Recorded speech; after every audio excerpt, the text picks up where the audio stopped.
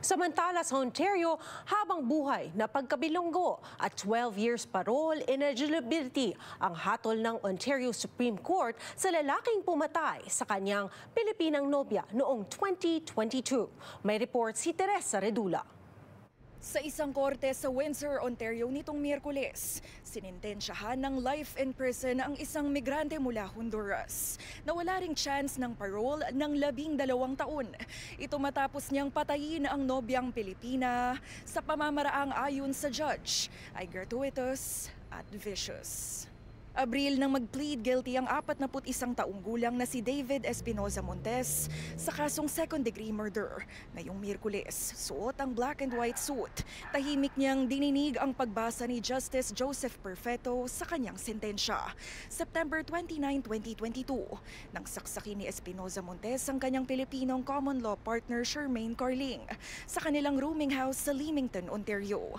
Ito matapos daw magkaroon ng alitan ang magnobyo kaugnay sa hinalang pagkakaroon umano ng ibang karelasyon ni Carling. Ayon sa agreed statement of facts na iprinesenta sa korte, kawalan ng dugo dulot ng 48 saksak na natamo.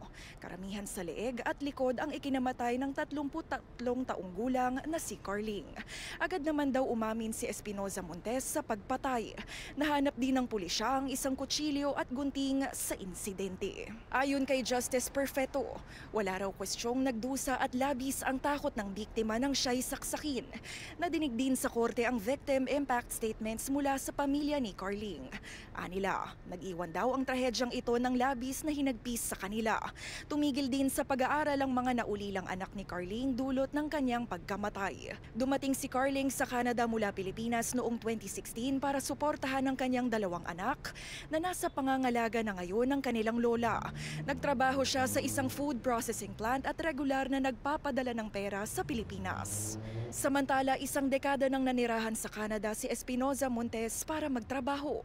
Nauna na niyang sinabing nagsisisi siya sa nagawang krimen.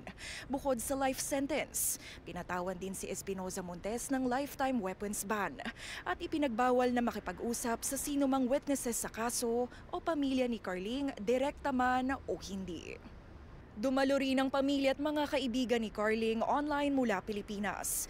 Si Justice Perfeto, sinabing umaasa siyang makapaghilom ang pamilya ni Carling balang araw at alalahanin siya bilang isang mabuting ina at mahal sa buhay. Teresa Redula, Omni News, Toronto.